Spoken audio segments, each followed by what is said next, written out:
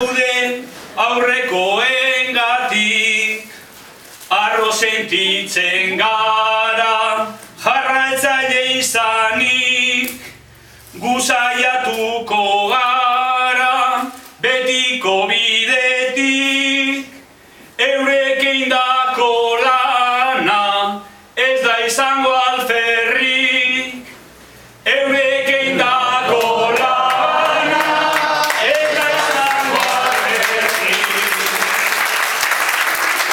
Herriko garapena da gure helburu, lan asko egin beharko da, hori badakigu, helburu hori lortzeko bultzatzen badugu, danon laguntza eta bakea behar dugu, denon laguntza eta bakea behar dugu.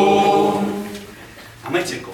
Herri bat ez da egiten lan asko egin barik, hemen ondo ikusten da bete dugula hori, arro sentitzen gara.